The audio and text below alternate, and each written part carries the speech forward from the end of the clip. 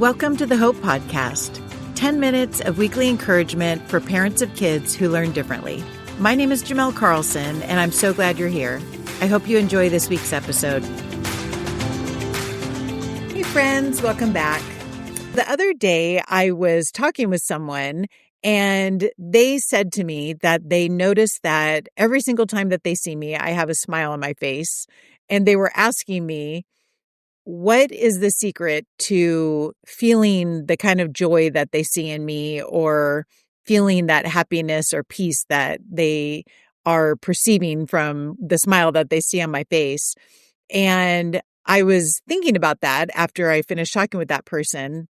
It got me thinking about the fact that I do often feel the feelings of joy and contentment and peace, but I obviously am a human just like you guys, and I have those days where life gets the best of me and I get hit with the feelings of sadness and anxiety and worry.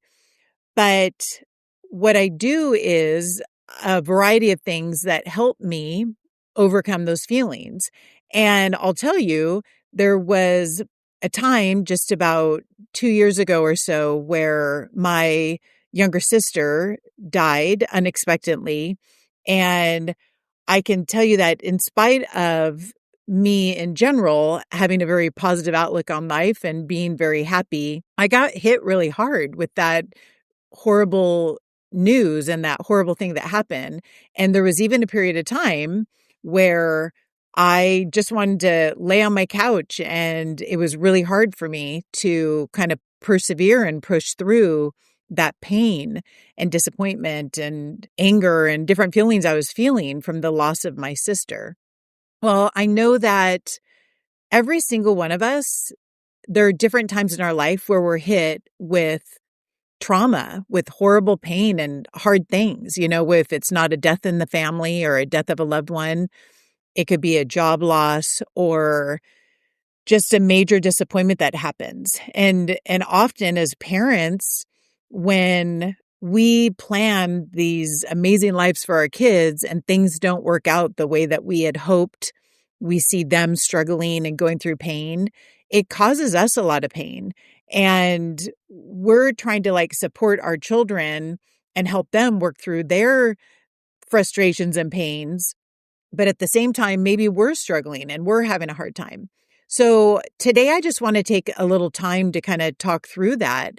And if you are finding yourself in a spot where you're just struggling to overcome your pain and sadness and discouragement, and maybe you're even slipping into depression or having anxiety, I thought I would share with you the things that I've done that I have seen really help me work through times like that.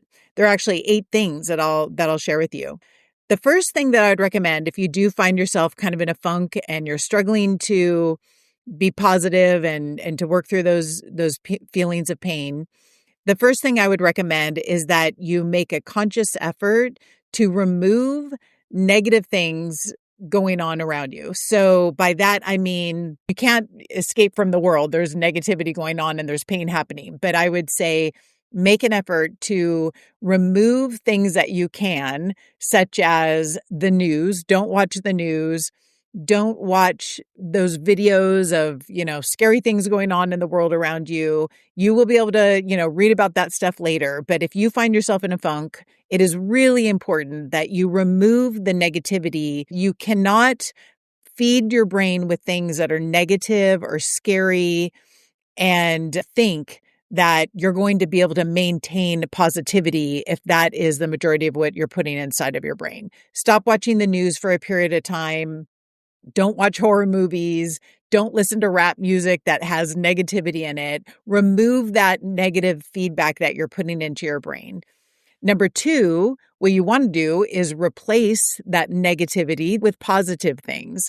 Make sure that instead of watching the news, that instead watch an encouraging podcast or read books that are positive, that are about growth mindset type topics, that are nurturing, that are about topics that you're struggling with, maybe something on grief or books that are going to help feed the positive. I would encourage you to also have a quiet time where instead of actually putting anything into your brain, that you are just having a calm, quiet time where you're praying and listening to positive music and things that are going to be replacing that negative input with positive input. The third thing that has really helped me a lot and is very important is to start a gratitude journal. And I know that can be one of the hardest things to do when you are frustrated, when life is not going the way that you hoped and you planned.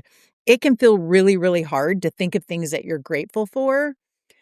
But this is a really important part of the process of reversing that negative mindset that you might have started to develop and that you might be feeling. Even if you feel like everything about life is horrible, there are some things you can find that you will feel grateful for. Even if it's the thing that you're trying to feel grateful for is, I'm just thankful that I'm alive. I'm thankful that I can walk. I'm thankful that I have food to eat. Start thinking about the things that you are thankful for, because what happens in our brain is you cannot be feeling grateful at the same time that you're feeling ungrateful. The two things won't happen at the same time. So you want to spend time focusing every single day on the little things in life that you are thankful for and start journaling it. Even if you don't feel the emotion, just start writing out, right? Keep a journal of 10 things every day that you're thankful for. Start journaling it day after day. And slowly it's going to start shifting your mindset on that. The fourth thing that I'd recommend, if you're having ruminating thoughts of fears and anxieties and things that you're worried about, maybe the same worry about, oh my gosh, I'm so worried about my child's future, or I'm worried about, will we have enough money for this?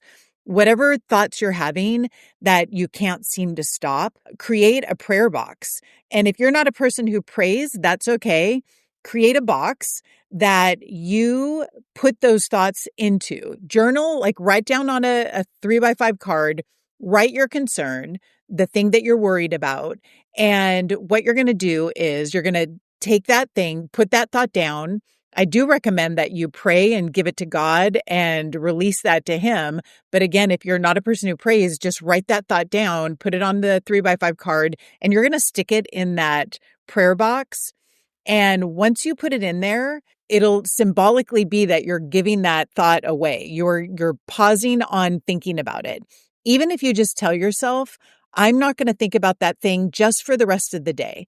I'm going to give myself a break, give my brain a break from worry, and I'm going to commit to controlling my thoughts. And I'm going to just pause and put that thought into this box and know that that thought, I've either given it to God or I'm just putting it on hold. And then I'll allow myself 5 minutes tomorrow to think about that thing. But then once you put it in that box, you let it go. You need to stop ruminating on that thought over and over and over. And like I said, the way that I am able to do things like that is by symbolically putting it in this prayer box so that I've reminded myself that I've already given that to God.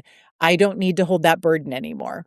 So create your prayer box and kind of give those ruminating thoughts to God and let them rest in that box. What's cool if you do something like that is what I have found is that a year later or something, I'll go back and I'll open that box and I'll be shocked at how many of those prayers have been answered. And all of those worries that I had, none of them turned out to be things that actually happened. And even the ones that did, I can kind of look back and see how God turned those challenging situations into positive situations. The fifth thing I highly recommend is be very, very careful about how much sleep you're getting. Sometimes when we are struggling, we stay up late and we watch shows or we'll scroll on our phone or do things to entertain ourselves and we don't focus on how much sleep we're getting. But it is so critically important. Our sleep is so important for the health of our brain.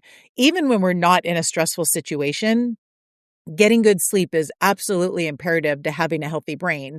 But probably the most important time to be focused on getting good sleep, and I'm talking about trying to get like 8 hours of sleep a night, one of the most important times is when you're going through a stressful situation.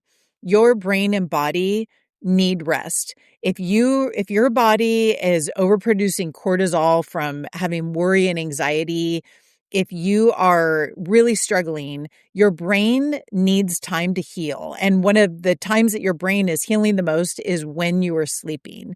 So make a conscious effort to try to get 8 hours of sleep at night when you're struggling, and really all the time, but especially when you're struggling. The sixth thing that I would recommend and has helped me so much is when your brain is struggling and you're having some anxiety or fear or frustration or anger, get out and walk. And I highly recommend getting out in nature and walking. That is really you can walk on a treadmill. That's great.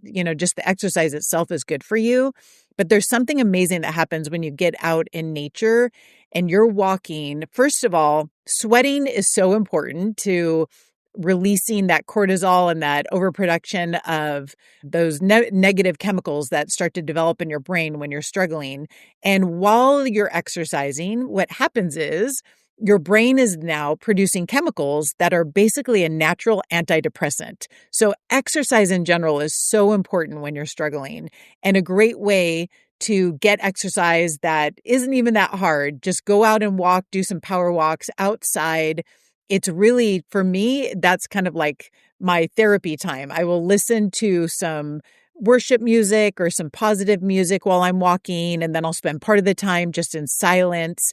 And it's amazing how doing that day after day can really, really help you. It really helps produce those positive chemicals that are an antidepressant for you. The seventh thing that I recommend is be very careful to avoid putting things into your body that are going to make the situation worse. So things that you want to avoid that we often go to when we're struggling, two things that are real important. One is alcohol and the other is sugar.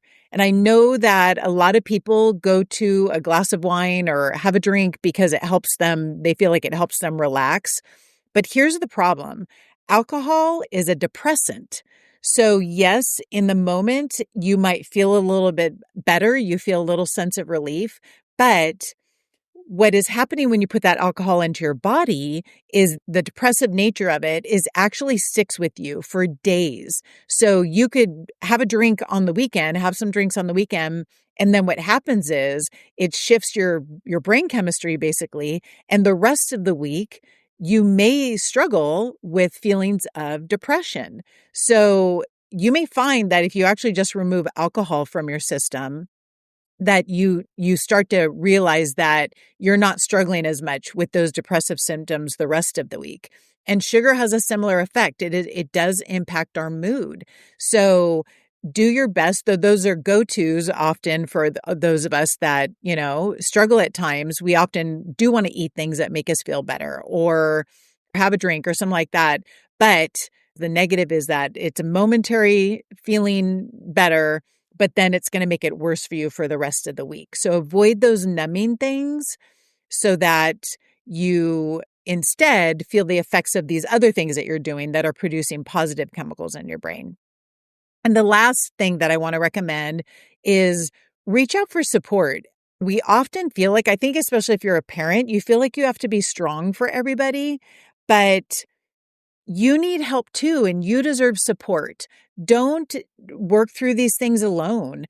Find a trusted friend that you can talk to. Go to counseling. Everybody could use counseling. You are not weak if you go and speak to a counselor. As a matter of fact, the strongest people I know are people that actually own that they're struggling, that they own that they need help with different things. It's okay to need help. It's okay to need support. Go get counseling, go to support groups, or find a close friend that you can just confess these feelings of fear and insecurity and worries that you're feeling. Get the help that you need and deserve. Often you may find that if you talk through your worries and talk through your concerns, it lessens the burden of it. When we hold it all inside and we try to handle these things by ourselves, it really can just feel worse and worse and worse. And sometimes just talking about these pains and fears, sometimes that's just the relief that you need. I personally try to do all of these things as often as possible, and they really do help me. I will tell you, doing these things on a consistent basis, I find that it does help me stay positive. It helps me focus on the good instead of the bad things. And even during that time period when I really got knocked down from my sister's death, I did all of these things and I did not feel like doing them. Let me just also add, when you're struggling and when you're having a hard time, your feelings are going to tell you to not do any of these things. Your feelings are going to tell you, sit on the couch, eat some ice cream, get a drink. Your feelings are going to cause you to not want to do the things that are healthy for you. In order to change and shift into a positive mindset and to shift into healing mode, you really do have to do the things you don't feel like doing. So I can tell you, back when my sister died, I did not feel like doing any of these things, but I made a point every single day to do those 8 things that I talked about.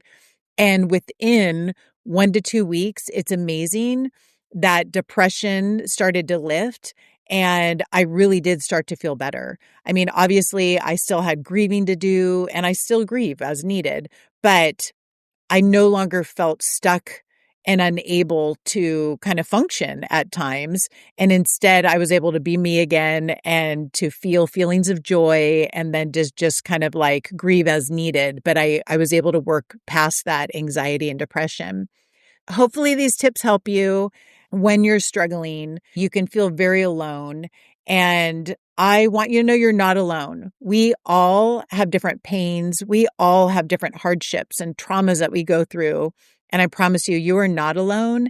And I am praying for all of you guys. And I want you to know that we're all together in this journey of life. And especially as you work through different parenting challenges, there are a lot of us out here who have experienced the same ups and downs. I know that there are times when you may feel like the heartache and frustration will never end, but it does. It does. And I just want to encourage you to hang in there. Don't give up. Don't give up on yourself and don't give up on the amazing future that your kids can have. It is possible for them to work through hard things and for you too. So hang in there, my friends, and I look forward to talking with you next week.